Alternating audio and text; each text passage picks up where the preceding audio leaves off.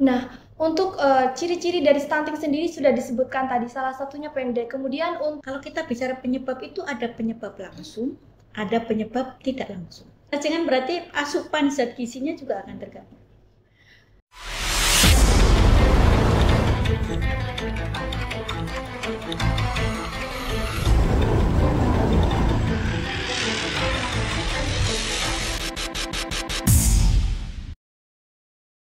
Assalamualaikum warahmatullahi wabarakatuh. Waalaikumsalam warahmatullahi wabarakatuh.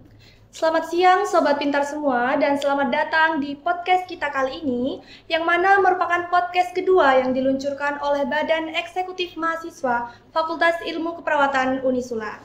Nah, nantinya untuk podcast kita kali ini merupakan podcast yang akan membahas mengenai seputar kesehatan yang sedang marak terjadi di masyarakat Indonesia. Ada pepatah mengatakan tak kenal maka tak sayang, maka izinkan saya mengenalkan diri terlebih dahulu. Bersama saya Susan, mahasiswa S1 Ilmu Keperawatan angkatan 2022. Izinkan saya untuk menemani Anda dalam 20 menit ke depan. Teman-teman sobat pintar, tentunya di sini saya tidak sendiri karena di sini saya sudah ditemani oleh narasumber kita yang Masya Allah sangat luar biasa sekali bersama Ibu Kaprodi D3 Ilmu Keperawatan, bersama Ibu Nurse Indra Tri Astuti, Sarjana Keperawatan, Magister Keperawatan, Spesialis Keperawatan Anak. Halo Ibu, bagaimana Ibu kabarnya hari ini? Alhamdulillah baik sekali. Masya Allah. Bahagia ini rasanya bisa bergabung di podcast BEM FIK Unisula.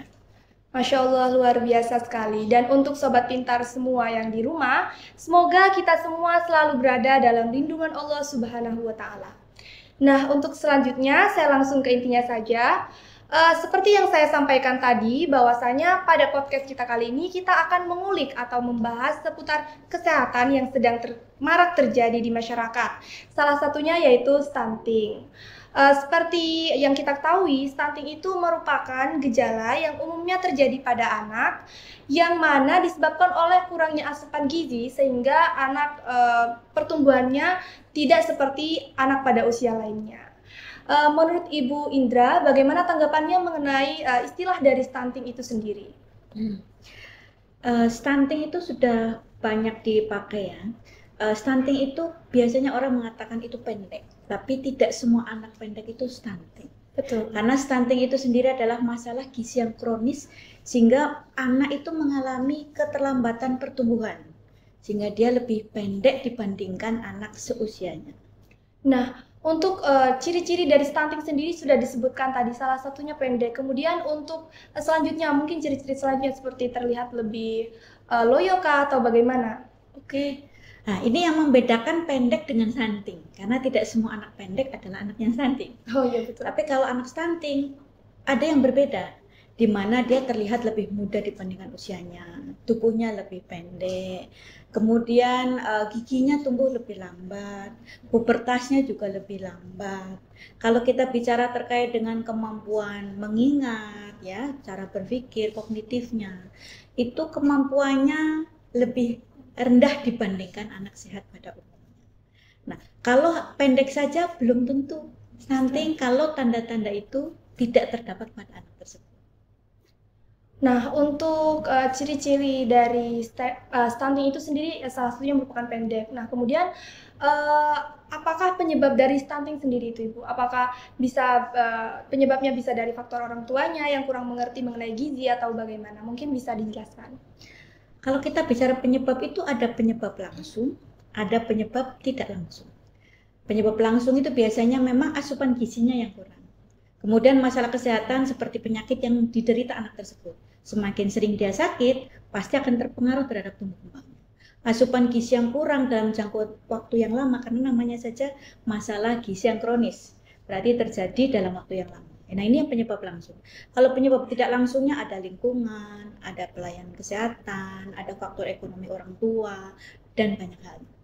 Nah, ini yang jadi perhatian adalah baik langsung maupun tidak langsung, karena upaya pencegahannya nanti akan mengarah ke sana. Berarti dalam masalah stunting ini sendiri, peran orang tua sangat penting ya Ibu ya? Sangat penting. Nah, untuk tadi sempat disampaikan bahwasanya untuk stunting itu sendiri bisa dengan mengkonsumsi vitamin atau suplemen lain. Nah, untuk vitaminnya sendiri itu mungkin bisa disampaikan Ibu, mungkin vitamin A, B atau bagaimana? Baik, berkaitan dengan suplemen vitamin, ini kita mulai dari remaja. Karena untuk memutus mata rantai stunting tidak bisa dari anak stunting itu sendiri, tapi harus mulai dari remaja dulu. Remaja pastikan jangan sampai dia mengalami anemia. Maka suplemen zat besi penting untuk anak remaja. Seperti penambah darah Ibu? Ya, penambah darah atau zat besi. Kemudian jangan sampai remaja ini mengalami cacingan. Karena kalau cacingan berarti asupan zat gizinya juga akan terganggu. Pastikan remaja ini kebutuhan nutrisinya bagus, zat gizinya. Sehingga ketika nanti memasuki masa dia menikah, calon pengantin ini harus diperhatikan. Calon pengantin jangan sampai anemia. Dalam kondisi gizi yang baik, dan ketika nanti menikah, merencanakan kehamilannya juga dalam kondisi yang baik. Nah, baru setelah hamil, dinyatakan hamil, ini asupan gizi ibu hamil sangat penting. Vitamin, asam folat, zat besi itu harus dipastikan. Zat besi itu bukan hanya sekedar menambah darah saja ya, karena dia punya keistimewaan zat besi itu, termasuk meningkatkan kekebalan tubuh si ibu sehingga tidak mudah sakit. Karena untuk mencegah stunting, 1000 hari kehidupan yang pertama itu penting. Artinya sejak dari dalam kandungan sampai si bayi nanti lahir dan usia 2 tahun. Jadi asupan gizi ibu harus bagus, suplemen tambahan seperti asam folat, zat besi, kalsium agar janin bertumbuh dan berkembang dengan baik. Nanti kalau sudah lahir harus diperhatikan asupan gizi ibunya dan asupan gizi anaknya. Tidak mungkin ibu bisa menghasilkan kualitas ASI yang baik kalau nutrisi ibunya nggak bagus. Nah, penting ASI eksklusif untuk bayi.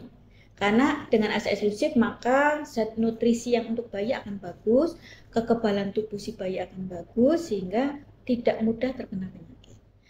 Vitamin apa yang penting untuk diasup oleh si bayi anak ya? Vitamin A itu penting. Kemudian apalagi ya? Kalium ya, vitamin K itu penting karena dia mencegah agar tidak mudah terjadi perdarahan.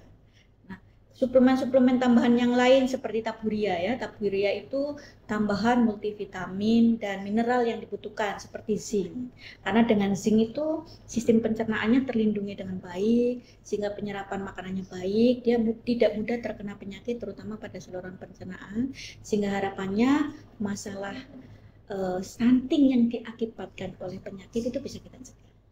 Kemudian imunisasi, makanan tambahan yang tepat sesuai dengan usianya itu penting. Nah, terkait stunting itu tadi kan tadi sudah dijelaskan mengenai cara mencegahnya, kemudian gejala-gejalanya. Nah, menurut Ibu sendiri, apakah stunting itu merupakan penyakit atau tidak? Dan jika stunting ini merupakan penyakit, apakah bisa dikatakan penyakit kronis atau bagaimana? Stunting ini kan masalah gizi kronis. Seperti kalau misalnya marasmus, kwashiorkor, berbeda dengan stunting. Artinya kalau ini kan akut. Tapi kalau stunting kan sudah lama. Apakah penyakitnya? Karena masalah gizi ya sebagai penyakit pada bidang yang berkaitan dengan gizi. Gitu. Tadi apa pertanyaan berikutnya? Itu, apakah termasuk penyakit atau tidak? Tadi sudah dijawab. Oh iya, betul. Nah kan banyak masyarakat di luar sana yang berpendapat bahwasanya jika stunting itu identik dengan pendek. Tadi juga sempat disinggung di awal.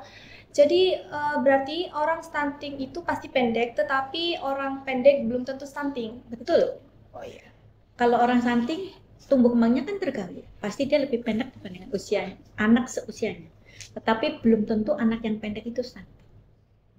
Baik. Nah, bagaimana cara mencegah jika pada anak sudah terlanjur terjadi stunting? Apakah masih bisa terobati? Dan jika masih bisa terobati, mungkin cara pencegahannya itu yang baik bagaimana, Ibu? Penata laksanaan kalau dia sudah stunting maksudnya ya. Nah, ini yang penting. Ada istilah kejar tumbuh. Ya. Artinya keterlambatan pastinya tidak akan bisa seperti anak normal pada umumnya. Tapi masih bisa nggak sih kita perbaiki? Semakin cepat kita tahu, semakin cepat kita mendeteksi, semakin kita cepat melakukan penataan asuhan, semakin baik pula hasilnya. Apa yang perlu kita ketahui? Kita lihat dulu nutrisinya kita perbaiki untuk anak tersebut sesuai dengan yang dibutuhkan. Kemudian stimulasi yang dibutuhkan termasuk bagaimana menstimulasi kognitifnya, stimulasi motoriknya. Nah, kalau kita bicara orang tua ya pola asuh. Ini tanggung jawab bukan hanya pada ibu, tapi benar-benar anggota keluarga. Karena faktor yang mempengaruhi stunting itu ada faktor keluarga, di mana ada faktor ibu, faktor anggota keluarga yang lain. Jadi ada peran ayah yang juga sangat penting. Mengingatkan, ini jadwal imunisasi, anaknya harus dibawa. Oh, ini jadwal harus memberikan makanan tambahan ini. Nah, itu saling mengingatkan, itu penting. Sehingga bagaimana mengatasi masalah anak, yang pertama utamanya adalah gizi. Yang kedua adalah mencegah bagaimana anak ini tidak mudah sakit. Yang ketiga, bagaimana menstimulasi anak ini agar dia bertumbuh dan berkembang dengan baik. Yang keempat, ciptakan lingkungan yang baik, lingkungan di dalam keluarga sehingga pola asuh, asuh anak itu bisa optimal di masa pertumbuhannya. Sehingga harapannya ketertinggalan ini itu bisa terkejar. Berarti di sini untuk peran stunting sendiri merupakan gejala pada anak yang mana orang tua, keluarga maupun ayah maupun ibu itu sangat berperan penting. Baik, dari sini kita ambil kesimpulan bahwasanya stunting itu merupakan gejala yang terjadi pada anak yang mana mengakibatkan tumbuh kembang anak itu menjadi terganggu dan tidak sesuai dengan anak-anak pada usianya. Mungkin bagi Sobat Pintar sudah mengerti semuanya dan apa sih gejala-gejalanya, ciri-cirinya, kemudian penyebabnya, cara pencegahannya, dan apa yang harus kita lakukan ketika stunting itu sudah terlanjur terjadi pada anak. Mungkin itu tadi untuk pemaparannya Sobat Pintar. Nah, untuk selanjutnya mungkin bisa langsung saja kepada saran-saran ataupun closing statement-nya, Bu. Baik, saran ya ini ya. Stunting di Indonesia itu kan kita ditargetkan kalau WHO itu kurang dari 20%. Betul. Kemudian alhamdulillahnya ini ya, dari tahun ke tahun terjadi penurunan jumlah anak yang stunting.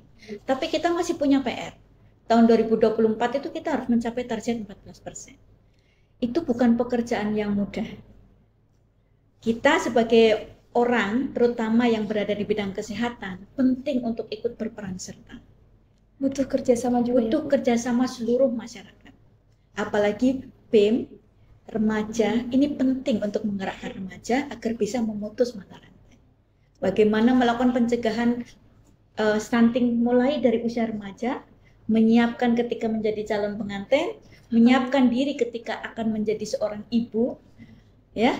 Bagaimana menyiapkan dirinya ketika nanti sudah memiliki bayi sampai bisa merawat bayinya setidaknya di usia 2 tahun, 1000 kehidupan yang pertama bagi bayi. Ini sangat penting. Sehingga penting untuk meningkatkan pengetahuan bagi para remaja, calon ibu, calon orang tua, dan masyarakat terkait dengan bagaimana kita mencegah stunting dengan gizi yang baik, mencegah bagaimana agar anak tumbuh dan berkembang dengan baik, mencegah bagaimana agar anak tidak mudah sakit. Nah, itu penting dipelajari.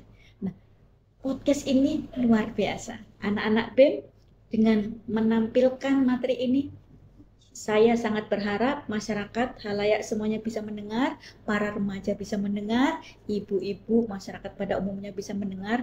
Mari bersama-sama kita capai cita-cita Indonesia agar tahun 2024 stunting bisa turun sampai dengan 14%. Tidak ada yang tidak mungkin kalau kita bisa bersama-sama berusaha untuk mencegah stunting. Nah, itu closing statement. Terima kasih untuk sarannya dan juga closing statement-nya dari Ibu Nurse Indra Triastuti yang sangat luar biasa sekali. Baik, mungkin jika Sobat Pintar masih ingin mengulik mengenai kesehatan yang sedang marak terjadi di masyarakat Indonesia, mungkin bisa langsung saja kunjungi Instagram BEM Fakultas Ilmu Keperawatan Unisula.